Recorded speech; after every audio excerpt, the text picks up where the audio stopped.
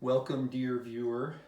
I wanted to offer some thoughts and perspectives that I've been reflecting on in this time of great uncertainty. Today's March 26th, 2020, the time of this global pandemic.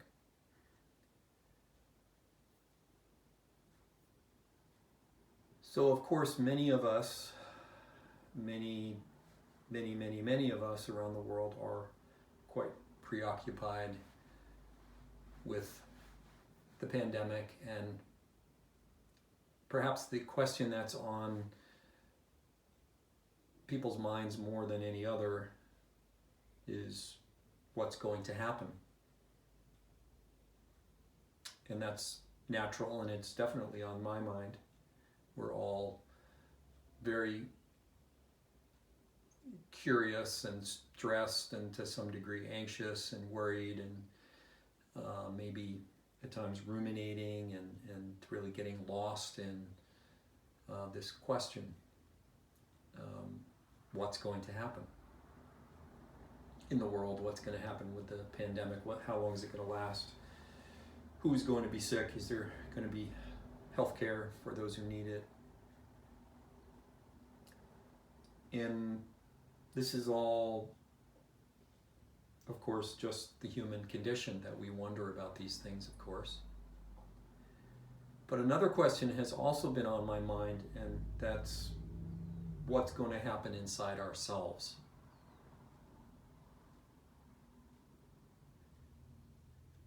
Not to be too cute about it, but I wonder often what's going to go viral in my own mind, in the minds of others.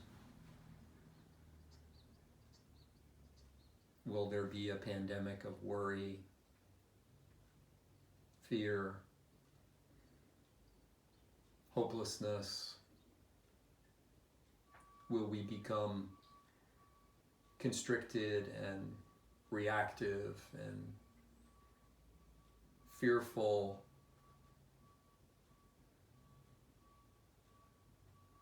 Or will we cultivate the more valuable qualities that we all have? And I believe really we all want to cultivate the better parts of our character, of our personalities. I think everyone wants that. Almost everyone wants to be the best version of themselves that they can. And these external circumstances, this pandemic, these profound changes can so preoccupy us externally that we can forget that a central question, and I think the thing that we actually have the most sway over, the thing we have the most influence over is, so what will I cultivate inside myself during this time?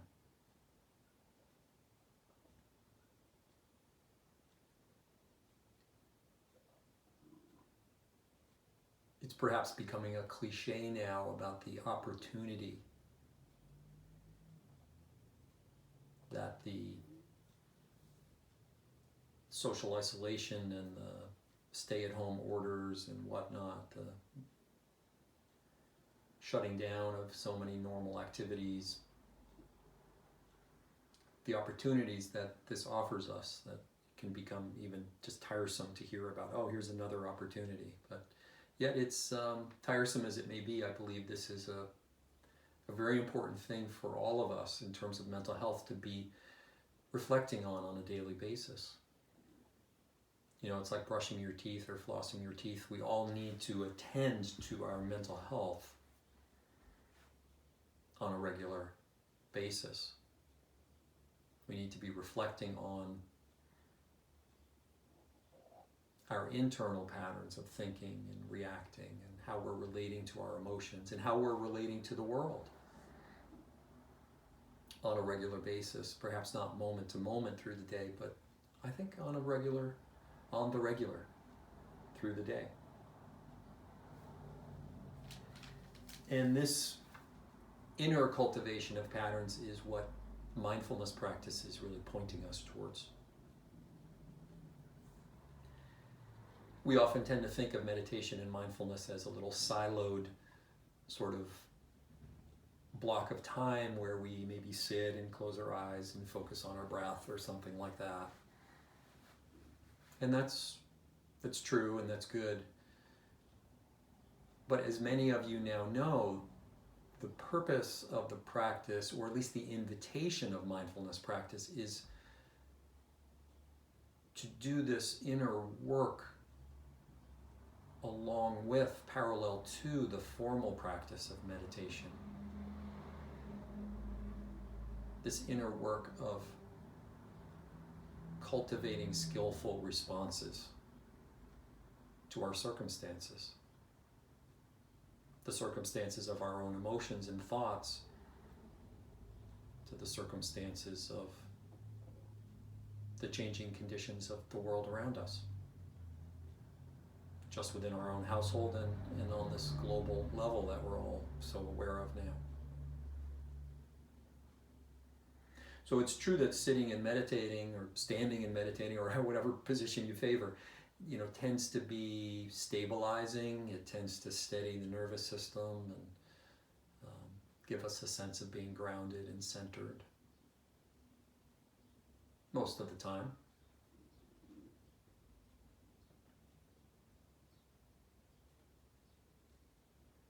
But there's a far deeper endeavor, there's a far deeper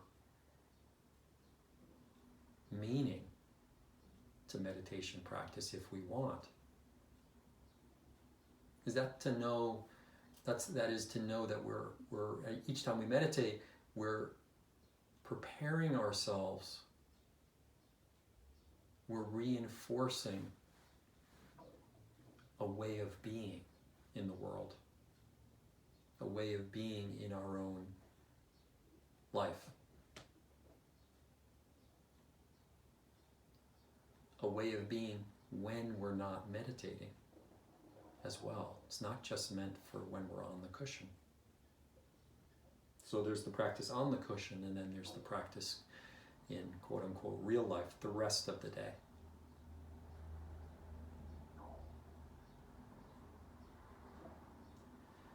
In this time of things feeling out of control, and to some degree they are out of control,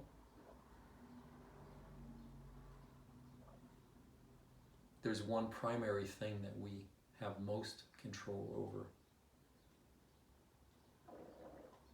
and that's how we will respond to all of the above. Our responses to the world are the things we can most influence.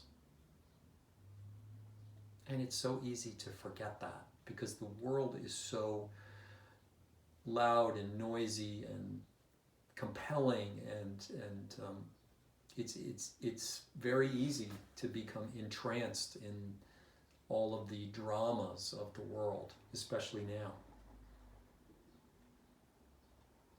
And it would be very easy to spend much of our day lost in consuming the news, in partaking of that drama. And so I think that's a very concrete aspect of what it means to be mindful these days, is to be mindful of our consumption of the media, the news.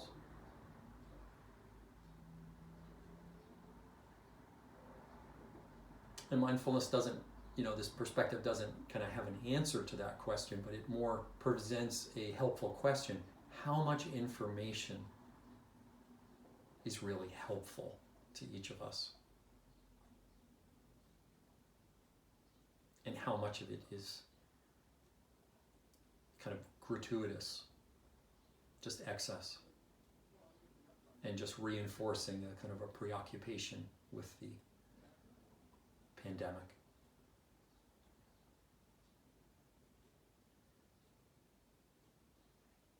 So we might say information is one thing that there's plenty of in the world right now and at all times. But there's another component that's related to information that we might call wisdom or perspective. It draws on information.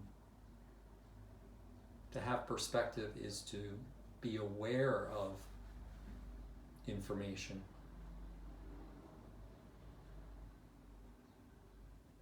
And it's to have an intentional relationship to the information that is available. So there's the information, and then there's our relationship to it. So I think simply asking ourselves, is it really helpful for me to check the news again now? Is a simple way to practice. And that's easy for me to say, as I certainly find myself checking the news and looking at, the updates and whatnot when I don't really need to. That's part of my practice on a regular basis, of observing that urge to check the news again. And then reminding myself, I can notice that urge. I don't have to immediately act on it. And I can refocus my attention on something that's more close at hand. Planning the meal for the evening, focusing back on my relationships with people, my family members and friends and colleagues, doing the work that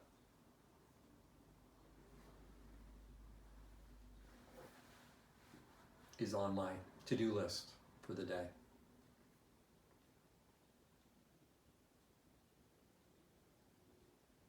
So another way to practice and to practice in the sense of cultivating these more wholesome qualities is to be mindful of when we're ruminating and perseverating about the pandemic and all the health issues and questions.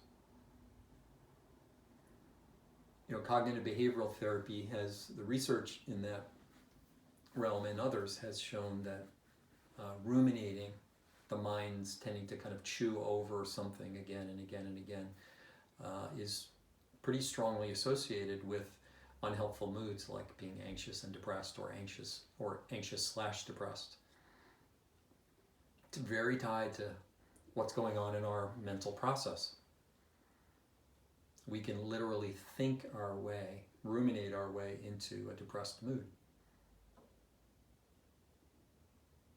And so when we can shift our patterns of thinking, it's not that it's wrong to think about these things. Of course, we're all going to be thinking about it. And at times we'll all be probably ruminating about it to some degree, but our practice is to notice when we've been ruminating and then to shift. It's kind of like saying, okay, enough ruminating already. I've ruminated about this aplenty for now. Now, what should I cook for dinner? What should I do with my day? How shall I exercise today? Is there a book that I got halfway through that it would be a good opportunity to go back to now?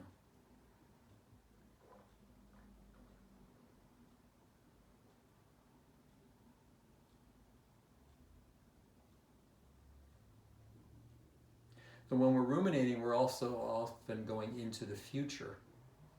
So this is another mental pattern to be aware of. The whole world right now is largely focused on the future. What's going to happen later today, tomorrow, next week? How long is this going to last in the future? And again, that's all perfectly natural. But an over-preoccupation with the future can be very stressful. perpetuate anxiety, make people feel overwhelmed, imagining all sorts of things that might happen. And indeed, some of those things might happen. And if and when some really painful and even tragic things happen, we'll live them then. But our work is to not pre-live them now. Because some of these things, if they come to pass, will be hard enough to deal with then, in April, in May, or in the months ahead. But how helpful is it for us to kind of pre-live them now? Then we go through them twice, or maybe thousands of times instead of just once when they actually happen. So it's such a cliche, about meditation is like, be in the moment. But this is why. This is part of what's intended about that is stay here. The only moment that's actually real is this present moment right now. Like you're listening to this talk. That's the real moment. The future is a set of ideas, notions about an imaginary time that doesn't exist now. So refocusing on the moment, that can be as simple as just reconnecting to the body or the breath or the sounds around you or just what's right in front of you. Maybe you're eating or drinking something as you listen to this, you're having your lunch or dinner, or you're just seated on a chair and maybe just noticing what's actually right here in front of you now.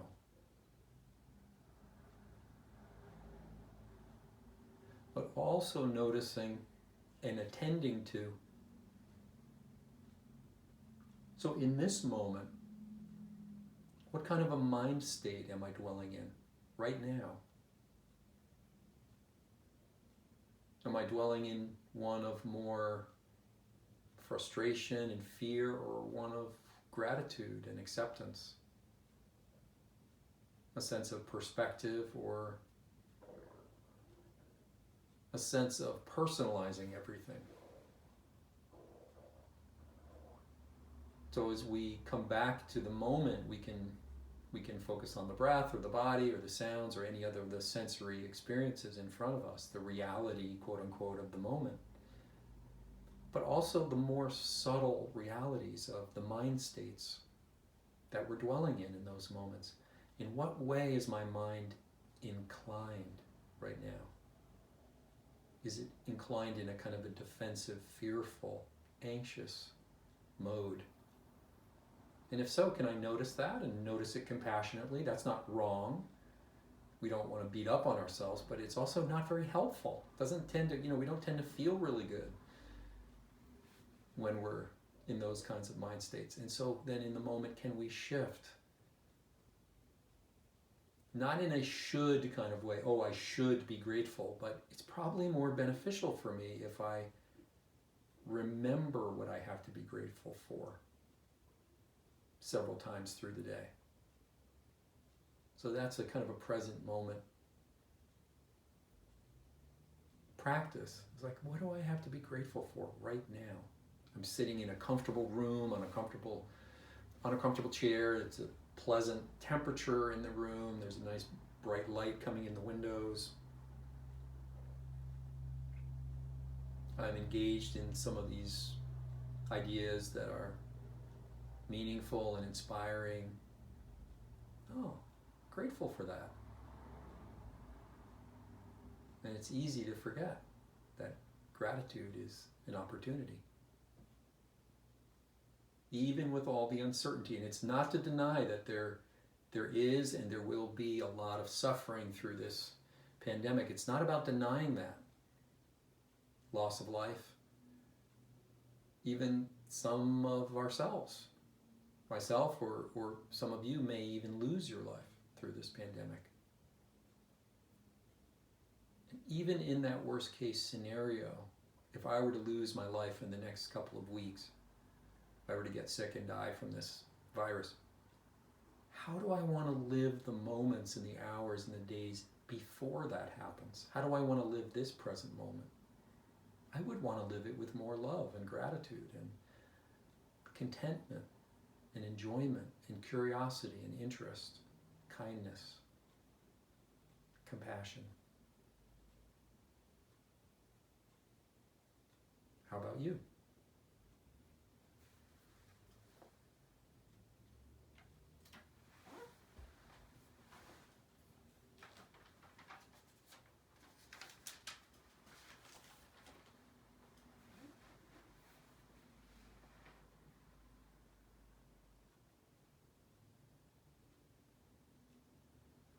So this is the training of the heart and the mind that's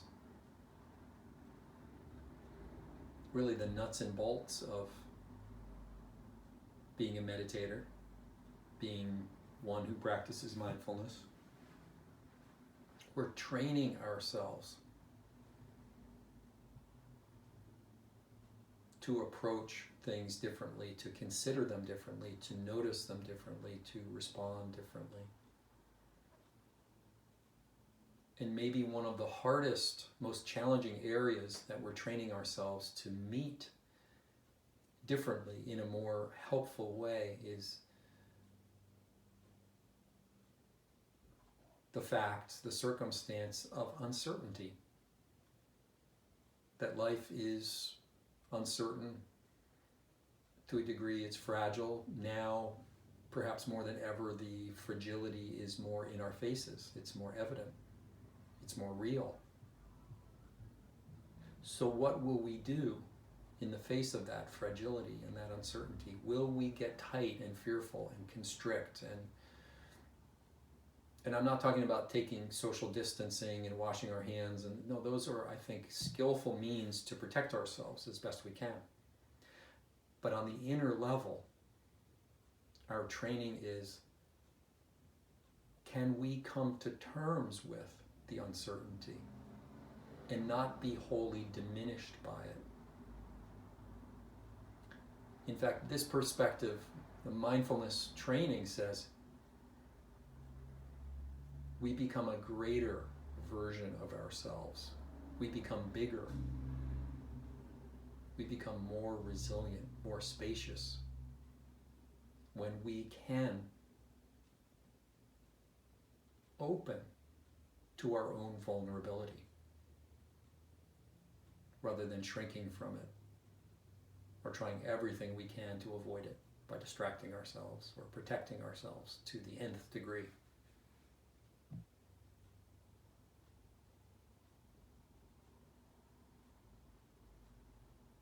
One of the orientations of Buddhist thought and the teachings, and we could say mindfulness, is to live fully alive.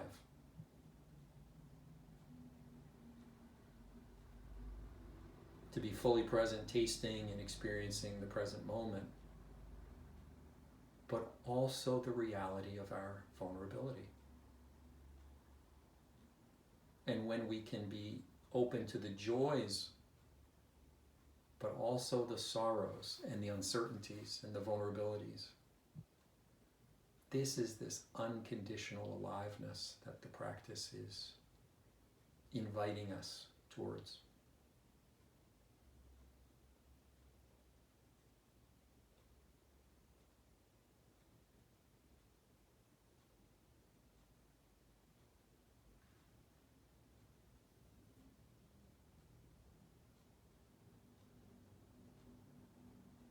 So as part of that training of the mind and the heart, a simple suggestion is something called mantra practice. Many of you will be familiar with it. Just simply invoking in a word the state of mind that we are looking to cultivate. And we can run these states of mind labeled with a single word through our mind as part of our practice sometimes. You might sit down and close your eyes and say in your mind or even out loud words like patience, patience.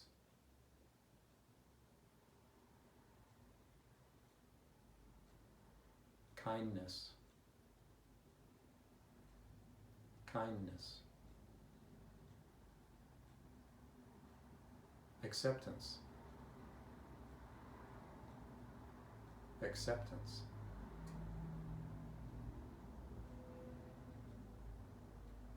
Trust. Trust. Compassion. Compassion.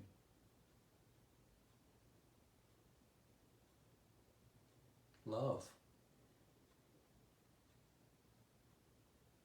Love.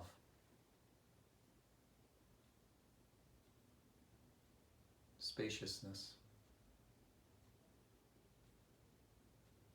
Spaciousness.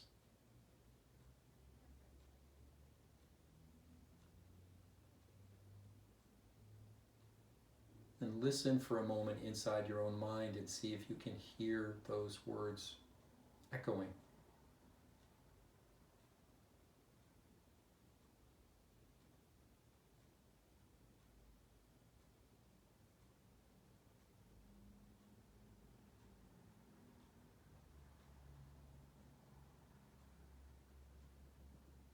So this is planting the seeds of what are called the beneficial mind states. And this is a very concrete, simple, non-esoteric thing to do. Well, maybe it's a little esoteric, but it's really very simple and direct.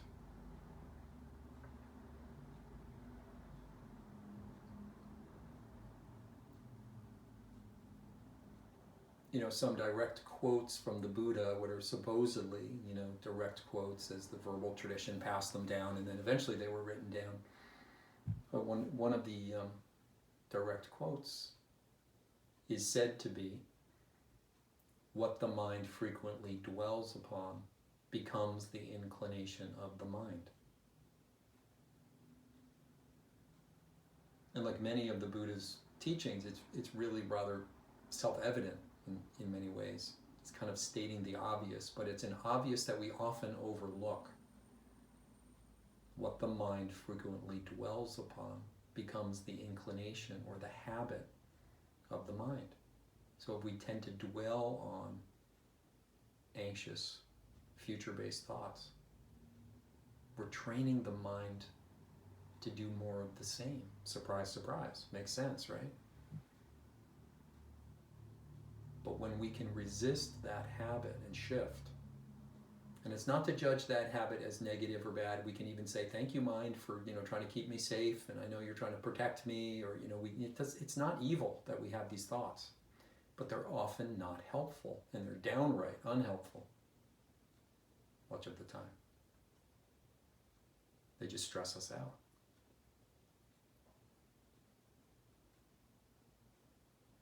And then we can shift in any moment. And this is the awakening. We can step out of that dream world of the future and awaken right to this moment again. Oh, I'm right here.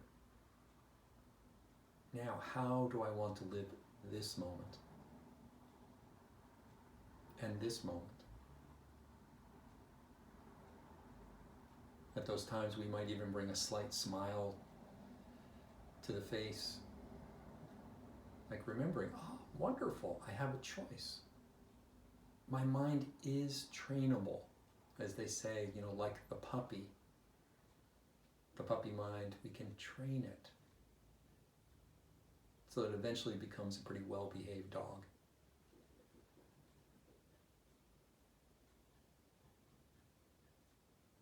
So all of this points to this element of the human condition,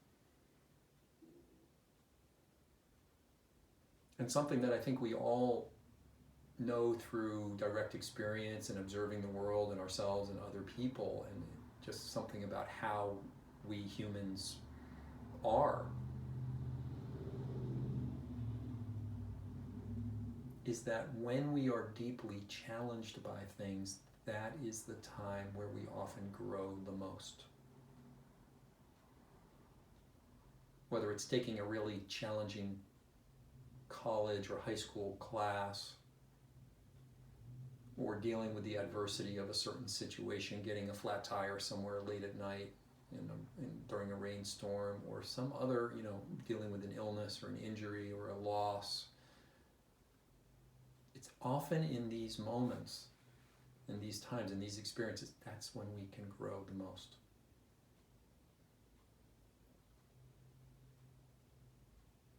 So we're all being deeply challenged now. Some of us way more than others, the healthcare workers and the people who are working in grocery stores and the people who, must really put themselves at a much higher degree of risk than most of us. But we're all being challenged in one way or another.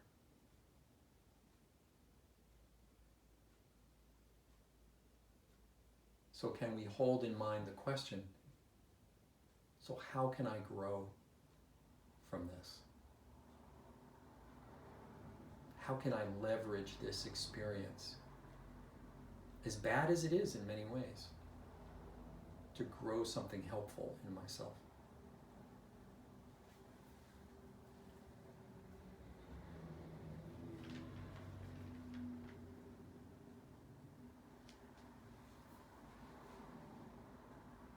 Let's just sit in silence for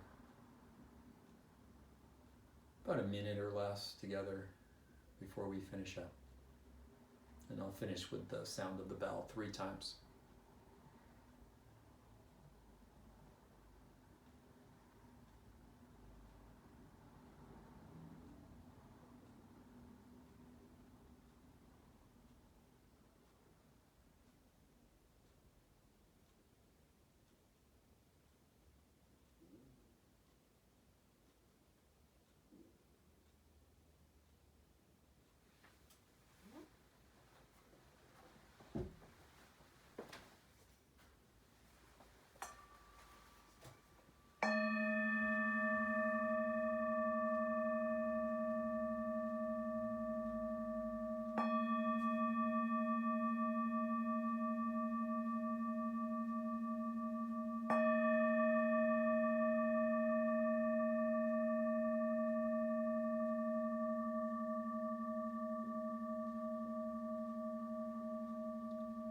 Thanks for joining me.